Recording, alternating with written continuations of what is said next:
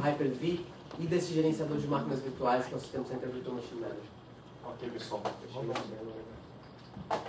Vamos dar uma olhada, então, rapidamente, como é que funciona essa tecnologia de virtualização que o Alex mostrou. No caso aqui, eu estou já instalado aqui com o Hyper-V, que é o nosso software de virtualização, e o que eu tenho aqui são várias máquinas virtuais carregadas. Né?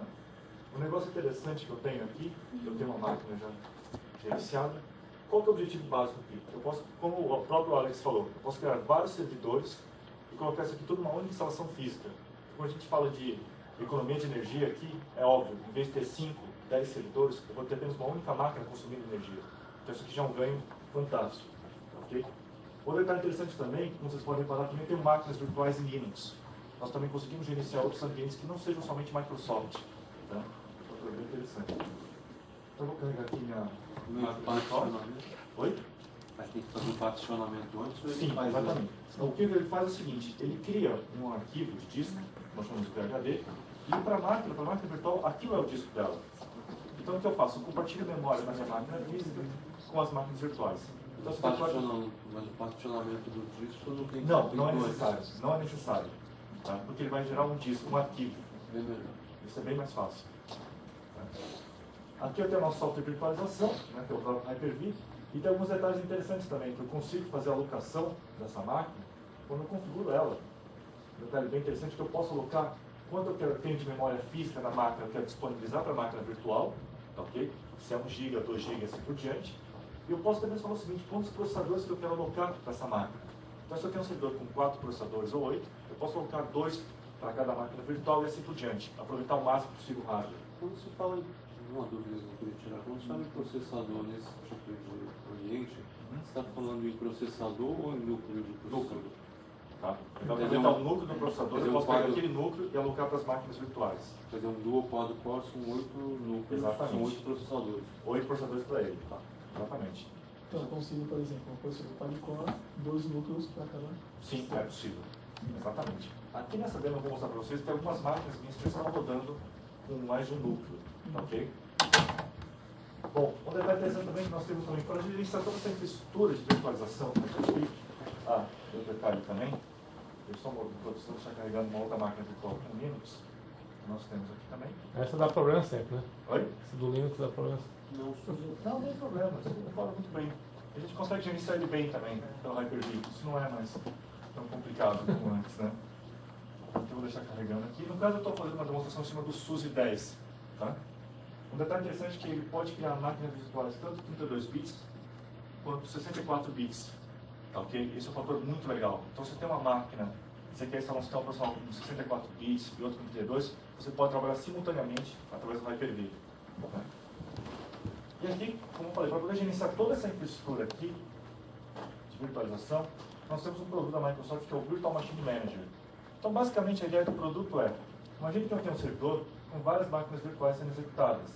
O que eu posso fazer é selecionar alguma dessas máquinas aqui, por exemplo, aquela aqui que é só para teste, eu posso falar o seguinte, olha, eu quero mover essa máquina, eu quero mandar para um outro servidor. Esse é um detalhe interessante. Quando você passa a trabalhar de virtualização, não importa tanto as máquinas físicas. Eu posso mover máquinas virtuais para outros servidores. Então, isso é um recurso bem interessante.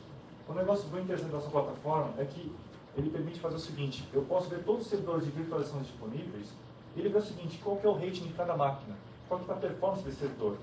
De repente eu sei que esse servidor está tendo uma carga pesada, essa máquina virtual está tendo uma carga muito pesada, eu quero mover. Evitar um crash, né? Exatamente. Para evitar um crash ou uso de processamento muito pesado, eu já posso mover para outro servidor. E nesse momento eu vejo qual que é a máquina que esteja com a melhor performance disponível para poder aceitar.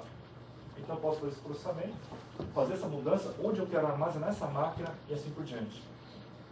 Então, isso aqui é um fator bem legal. Já está falando de um data center, praticamente. Exatamente. Mas você pode, se você tem versões específicas do Virtual Machine Manager para pequenas e médias empresas, com um valor, claro, também acessível para eles. Então isso pode ser remoto? Pode ser remoto, perfeitamente. Você tem um servidor, você tem um quadro aqui comigo, outro lá na empresa do Manuel, outro aqui com ele, 3. Desde que ele tenha uma infra para interligar, sim. Então essa infra para interligar tem que sim. ser O que nós pagamento próprio ou pode ser? Pode até ser pela internet via VPN, não tem problema.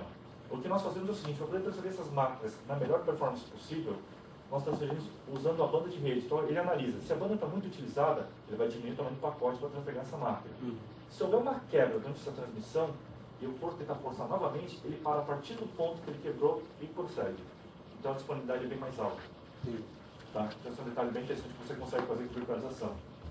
Outro detalhe interessante também que nós conseguimos fazer é criar novas máquinas virtuais. Então você quer criar um novo servidor. Ao invés de você fazer uma nova instalação, eu posso deixar criado templates de servidores. Um template para servidor de web, outro para servidor de banco de dados, e assim por diante. Eu escolho o template que eu quero, né? Por exemplo. Já tem uma pré-instalação feita, o nome da máquina que eu quero, por exemplo, ERP. Aqui eu ponho a descrição, quem que é o owner da máquina, servidor de ERP. E aqui um detalhe interessante. Aqui eu passo com essas características que eu quero ter. Então eu posso falar quanto eu quero de memória para essa máquina virtual. Eu vou querer 1 GB. Vou querer disco, quantos discos, quantas placas de rede, quantas controladoras. Então eu defino tudo isso aqui. Inclusive qual que é o melhor processador que eu quero estar alocando nessa máquina. Tá ok? Eu faço toda essa escolha. E depois disso eu vou decidir para qual servidor que eu vou estar jogando, qual disco. E o mais interessante de tudo, quando eu faço esse processo todo, isso aqui é uma característica também, não somente do Virtual Server, mas também do 2008. O que é? Tudo que você faz dentro dele, ele vai gerar scripts. Então aqui eu estou dando todos os passos. Eu quero que ele aproveite o recurso de virtualização, caso a máquina tenha, né? Para aproveitar melhor a performance. Isso aqui é o mais interessante de tudo. Todas as tarefas que você faz, você tem um script que ele pode gerar. Por quê? De repente eu quero automatizar essa tarefa.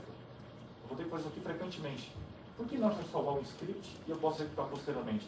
Sem que eu tenha que entrar na interface gráfica. Então é um fator bem legal para automatizar tarefas dentro do sistema operacional. Ou para trocar também com outros sistemas. Sim, exatamente. De repente já tem um script pronto de gerenciamento. Muitos desses scripts estão disponíveis na internet no site da Microsoft. Dentro de uma empresa, na verdade, essas divisões todas, assim, você pode fazer uma parte para o serviço de secretariado, que é o Word e Excel, e que vai usar vai ter pouca necessidade. Um outro para a área de desenvolvimento que usa 3, 4 núcleos, uma outra para... Sim, você pode, de repente, cada desses departamentos pode utilizar um servidor específico. Então, esse é um lugar interessante. Realmente, eu posso ter uma máquina com, vamos supor, 16 GB de memória, e para cada servidor específico eu posso falar assim, olha, esse servidor vai ter baixo processamento. Então, que vai usar só o Word, para o serviço de secretariado. Sim. O outro vai usar cálculo. Esse tipo de coisa, exatamente.